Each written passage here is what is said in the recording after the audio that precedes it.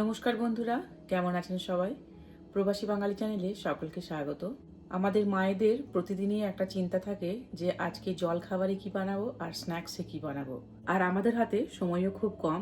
তো আজকে আমি যে রেসিপিটি আপনাদের সাথে শেয়ার করছি সেটা আশা করছি আপনাদের খুব কাজে লাগবে। তো সঙ্গে থাকুন, কি বানাচ্ছি দেখুন। আর ভালো লাগলে ভিডিওটি অবশ্যই লাইক করবেন, শেয়ার করবেন। তাহলে চলুন রেসিপিটি শুরু করি। আমি এখানে নিয়ে নিচ্ছি হাফ কাপ সুজি।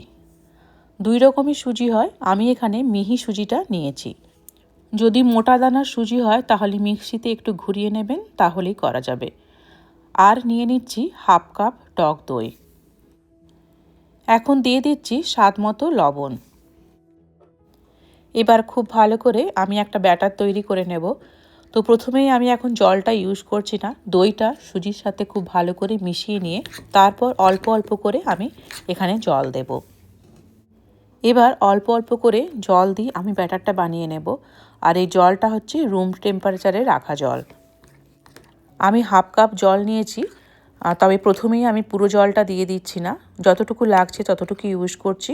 পরে দরকার হলে আমি আবারও ইউজ করব। এবার এর মধ্যে দিয়ে দিচ্ছি 1 টেবিল চামচ সাদা তেল। এই রেসিপিটির জন্য ব্যাটারটা হচ্ছে খুবই গুরুত্বপূর্ণ। ব্যাটার যদি ভালো না হয় তাহলে কিন্তু খাবারটিও খুব একটা ভালো হয় না। এখন এটিকে আমি ঢাকা দিয়ে রেখে দিচ্ছি।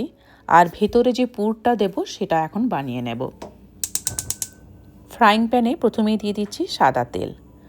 আর এই পুরের প্রধান উপকরণ হলো আলু। তো আলুটা আমি সেদ্ধ করে রেখেছি। এবার ফ্রাইং প্যানে প্রথমেই দিয়ে দিচ্ছি আমি কিছু গোটা কালো সর্ষে, আর দিয়ে দিচ্ছি কিছু কারি পাতা, আর 1 চিমটে হলুদ। এবার দিয়ে দিচ্ছি কিছু কুচনো কাঁচা লঙ্কা। আলুর সাথে যদি কোনো ভেজিটেবল অ্যাড করতে চান তাহলে এই সময় ভেজিটেবলটা ফ্রাই করে নিতে পারেন। এবার আমি এর মধ্যে দিয়ে দিচ্ছি সেদ্ধ করে রাখা আলুটা। আলুটা এবার খুব ভালো করে আমি এই মশলার সাথে মিশিয়ে নেব। পুরটা রেডি হয়ে গেছে, এবার আমি এটা তুলে নিচ্ছি। 5 মিনিট রেস্টে রাখা সুজির ব্যাটারটি এবার দেখুন অনেকটাই টাইট হয়ে গেছে, কারণ সুজি অনেকটাই ফুলে যায়। তো এর মধ্যে আমি দিয়ে দিচ্ছি আরও কিছুটা জল। আমি এখানে মোট হাফ কাপের থেকে একটু বেশি পরিমাণ জল ইউজ করলাম।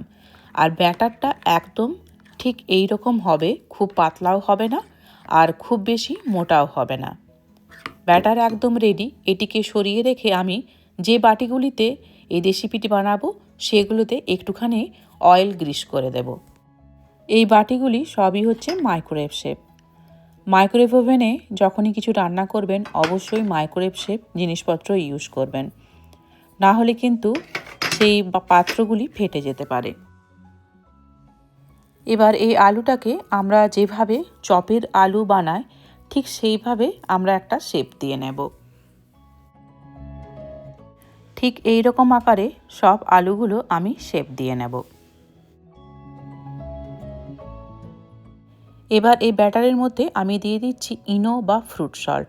এখানে আপনারা বেকিং সোডাও ইউজ করতে পারেন। ইনো দেওয়ার পর ব্যাটারটা খুব বেশি ঘাঁটবেন না, তাহলে ইনোর রিয়াকশানটা নষ্ট হয়ে যাবে। শুধুমাত্র জাস্ট মিশিয়ে নেবেন। এবার সব বাটিগুলিতে আমি 1 টেবিল চামচ করে এই ব্যাটারটা এখন দিয়ে দেব। এর থেকে যদি বড় সাইজের বাটি হয় তাহলে 1 টেবিল চামচের জায়গায় 2 টেবিল চামচ দিতে পারেন। ব্যাটারটা যাতে ভালোভাবে ছড়িয়ে যায় তার জন্য এভাবে একটু বাটিগুলিকে নাড়িয়ে দিতে হবে। এবার আমি ওপর থেকে একটা করে প্রতিটা বাটিতে আলু দিয়ে দেব। আরও 1 চামচ করে ব্যাটার আমি ওপর থেকে দিয়ে আলুগুলোকে ঢাকা দিয়ে দেব।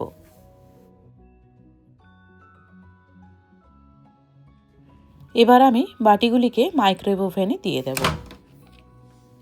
প্লেট সমেত এখানে বসিয়ে দেওয়া যায়। আমি এরকমই বসাচ্ছি, এক্ষেত্রে টাইমটা একটু কম লাগে।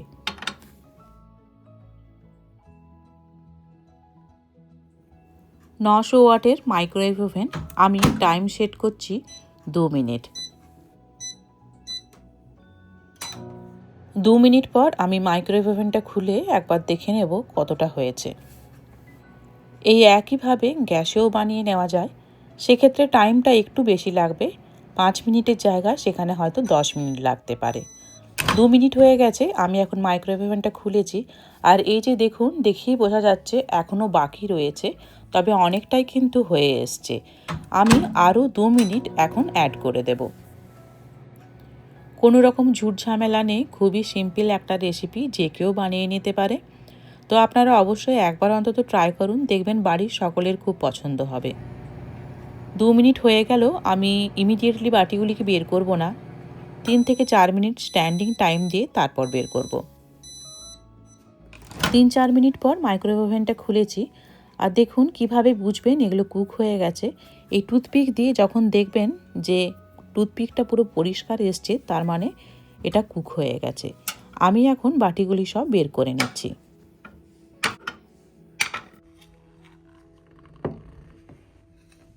এবার এগুলোকে ঠান্ডা করতে দিচ্ছি, কারণ গরম অবস্থায় বের করতে গেলে এগুলো সব ভেঙে যাবে। তো আমি 5 মিনিটের জন্য ঠান্ডা হতে দিচ্ছি। 5 মিনিট পর এবার আমি ঢাকাটা খুলে নিচ্ছি। আর সবগুলোকে আমি চামচ দিয়ে এইভাবে আগে বের করে নেব, তারপর একটা অন্য প্লেটে এগুলো ঢেলে নেব। সব কটাই আমি চামচ দিয়ে উঠিয়ে নিয়েছি, এবার প্লেটে একটা করে আমি রাখছি। যদিও আমি ইডলি স্ট্যান্ডে বানাইনি, তবুও এগুলোকে পুরভরা ইডলি বলা যেতে পারে। আপনারাই ঠিক করবেন আপনারা এগুলোর কী নাম দিতে চান।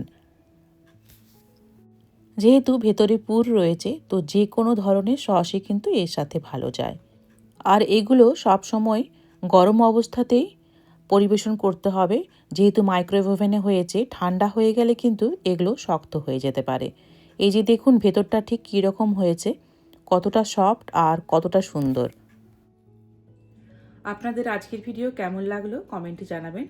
আর ভালো লাগলে ভিডিওটি লাইক করবেন, শেয়ার করবেন। দেখা হচ্ছে পরের ভিডিও নিয়ে।